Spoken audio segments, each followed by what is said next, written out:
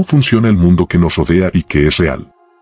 Estas preguntas no solo son centrales para el discurso científico y filosófico, sino que circulan desde el amanecer de la conciencia humana. ¿Existe una realidad física independiente de nosotros? ¿Existe la realidad objetiva en absoluto? ¿O la estructura de todo, incluyendo el espacio y el tiempo, es creada por las percepciones de quienes la observan? Cuando pensamos en la realidad, a menudo asumimos que lo que vemos, oímos y experimentamos es un reflejo preciso del mundo que nos rodea. Sin embargo, dos campos de estudio distintos, la neurociencia y la filosofía, ofrecen perspectivas diferentes sobre la naturaleza de la realidad y cómo la percibimos.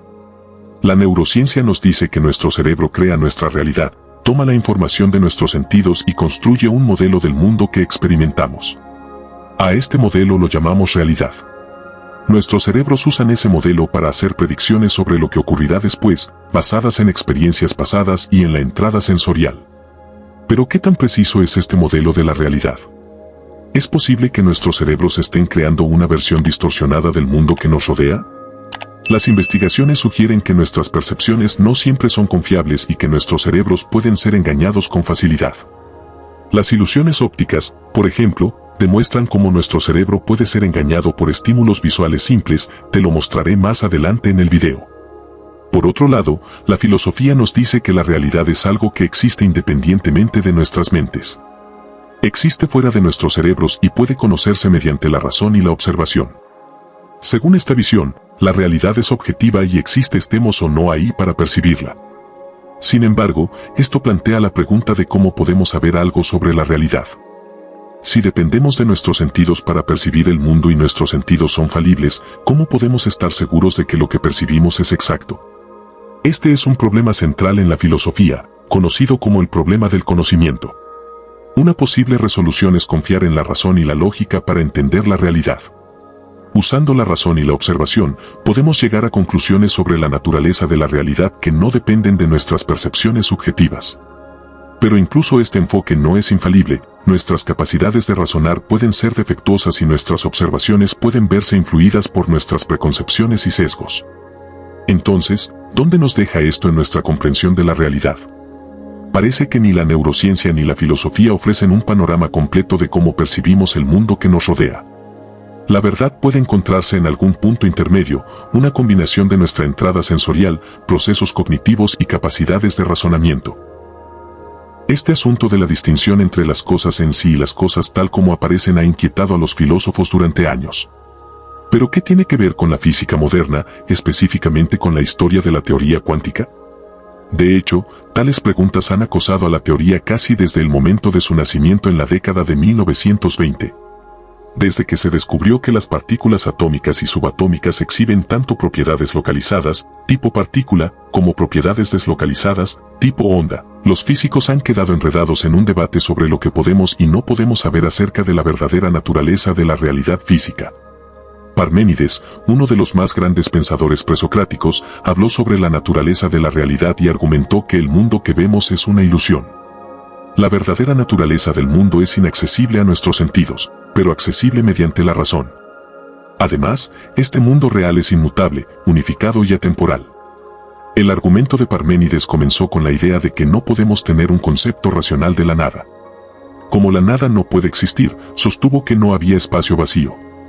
Sin un espacio vacío al cual moverse, concluyó que el movimiento era imposible. Continuó de esta manera hasta refutar las ideas de cambio, diferencia y final. Luego se volvió hacia el mundo con el que interactuamos, explicándolo como meras apariencias. Su propuesta de que nuestros sentidos son inútiles cuando se busca la verdad ha perdurado, que la realidad física no es real. ¿Pero qué significa eso para nosotros? Sigue mirando para descubrirlo. La mecánica cuántica nació de la intensa búsqueda de una descripción de lo infinitesimal, de hallar mediciones cada vez más pequeñas de la realidad física. Fue Niels Bohr quien eventualmente perfeccionó la teoría cuando describió el átomo como un núcleo atómico con carga positiva con electrones de carga negativa orbitando a su alrededor como un mini sistema solar. Las cosas se volvieron completamente desconcertantes cuando el mundo que siempre nos había estado oculto, el mundo de lo infinitesimal, comenzó gradualmente a revelarse. El mundo microscópico resultó ser fundamentalmente diferente del mundo tal como normalmente se percibía y era descrito por las leyes físicas. Este mundo obedecía leyes distintas y nada era ya seguro. Sin embargo, todos los cálculos de la mecánica cuántica son tan asombrosamente precisos que debe existir una realidad detrás de ellos, pero una que permanece oculta a nuestra percepción directa. En el corazón de esta indagación yace el concepto de reduccionismo, la idea de que los fenómenos complejos pueden reducirse a sus componentes fundamentales. En el caso del cosmos, esto implica identificar las unidades más pequeñas y básicas de materia y energía que componen todo lo que observamos. En química, aprendemos que la cantidad más pequeña de agua es una molécula de agua y que cualquier contenedor de agua consiste en un número asombroso de moléculas idénticas. La física moderna nos dice que estos bloques de construcción vienen en forma de partículas subatómicas como electrones, quarks y neutrinos. Se cree que estas partículas son los constituyentes fundamentales de la materia y que toda la materia que vemos a nuestro alrededor está compuesta por diversas combinaciones de estas partículas. Pero la historia no termina ahí.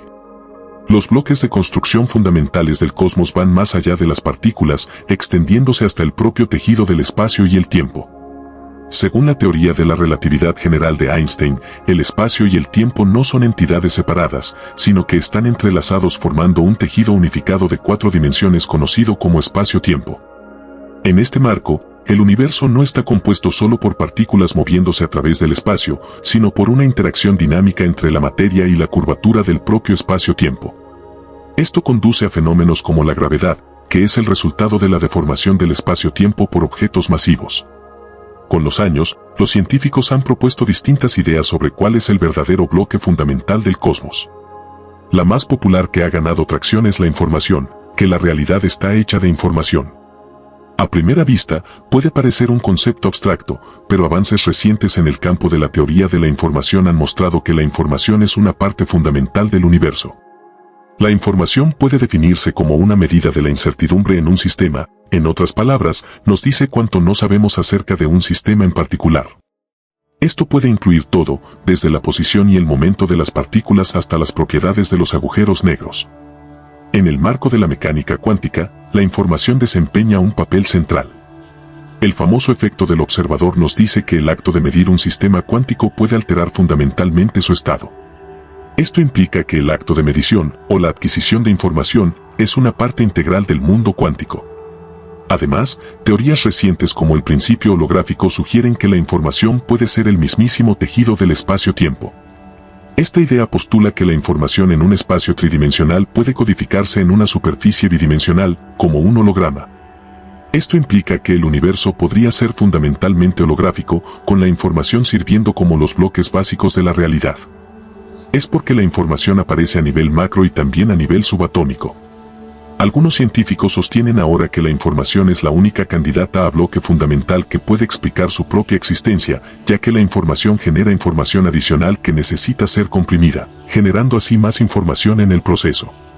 El espacio-tiempo y la materia son lo mismo, existen uno a uno a partir de los mismos bloques básicos. La información está ubicada no solo en la superficie que limita un espacio específico, sino también dentro del propio espacio, dando lugar al hecho de que la información cuántica entrelazada no solo es responsable del surgimiento del espacio-tiempo, sino que también conduce directamente al surgimiento de la materia ordinaria, la materia oscura y la energía oscura. Además, los avances recientes en computación cuántica han mostrado que la información puede codificarse en el estado de partículas individuales que luego pueden manipularse para realizar cálculos complejos. Esto sugiere que el universo es una especie de computadora cuántica, con cada partícula actuando como un bit de información que puede procesarse para generar nueva información. Pero hablaremos de eso más adelante en el video. Como todas las percepciones erróneas, nos enseña que nuestra experiencia de la realidad no es perfecta. Pero esta ilusión en particular ha reforzado recientemente la comprensión científica de la naturaleza de nuestra conciencia. Es muy importante entender, no estamos viendo la realidad, estamos viendo una historia que se crea para nosotros. La mayor parte del tiempo, la historia que genera nuestro cerebro coincide con el mundo físico real, pero no siempre. Nuestro cerebro también dobla inconscientemente nuestra percepción de la realidad para ajustarla a nuestros deseos o expectativas y llena los vacíos usando nuestras experiencias pasadas. Si el universo produjo cerebros, ¿por qué el universo mismo no podría ser un supercerebro gigante? Todo lo que llamamos real está compuesto por mediciones tan diminutas que sería difícil llamarlas reales en sí mismas. Nuestros sentidos son meros instrumentos de medición bioquímicos que convierten materia imperceptible en cosas perceptibles que podemos conocer y entender. No nos revelan la realidad tanto como nos ayudan a sobrevivir. La información real emitida por el universo se interpreta en el cerebro, más que percibirse directamente. El cerebro sostiene una máscara frente a la realidad, una máscara que podemos entender. Mientras tanto, el mundo real de la información permanece oculto. Uno de los descubrimientos más inquietantes del pasado es que el universo no es localmente real. En este contexto, real significa que los objetos tienen propiedades definidas independientemente de la observación, como que una manzana puede ser roja aunque nadie la esté mirando. Local significa que los objetos solo pueden ser influidos por su entorno y que cualquier influencia no puede viajar más rápido que la luz.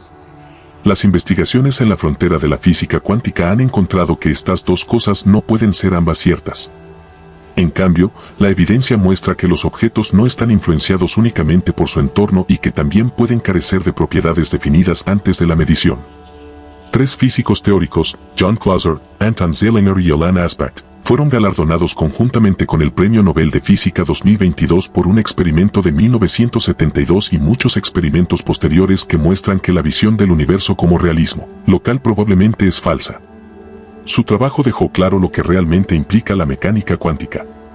Los hallazgos de los científicos muestran que el universo no puede ser localmente real, ya que las partículas carecen de propiedades definidas de spin arriba o spin abajo antes de su observación o medición. Por lo tanto, el simple acto de observar una partícula cambia su estado, contradiciendo las reglas del realismo local. En otras palabras, el universo es real, pero solo cuando lo estás mirando. El experimento que ganó el Nobel también demostró que dos partículas, sin importar la distancia que las separe, pueden seguir entrelazadas en el reino cuántico. Esto contradice el realismo local y la teoría de la relatividad de Einstein, porque según sus supuestos las influencias no pueden viajar más rápido que la velocidad de la luz. En teoría, dos partículas podrían estar en extremos opuestos del universo observable y continuar entrelazadas, un concepto conocido como no localidad. Del mismo modo, el universo no puede ser local, y sin embargo la cuántica demuestra que las interacciones a larga distancia son posibles. Dicho esto, aún no sabemos cuál de esas propiedades es realmente falsa o incluso si ambas lo son, lo único que sabemos es que no pueden ser verdaderas simultáneamente. Nuestra conciencia filtra e interpreta la información sensorial basada en nuestras experiencias pasadas, sesgos y creencias. Así, la realidad puede verse como una construcción subjetiva creada por nuestra conciencia individual. El origen del concepto moderno de conciencia suele atribuirse al ensayo sobre el entendimiento humano de Locke, publicado en 1690. Locke definió la conciencia como la percepción de lo que ocurre en la propia mente. La definición de Locke implica que es una especie de observador interno que nos permite percibir y reflexionar sobre nuestros propios pensamientos, sentimientos y experiencias. Sin embargo, esto plantea la pregunta de cómo surge la conciencia en primer lugar. ¿Qué da origen a ese observador interno y cómo se relaciona con los procesos físicos del cerebro?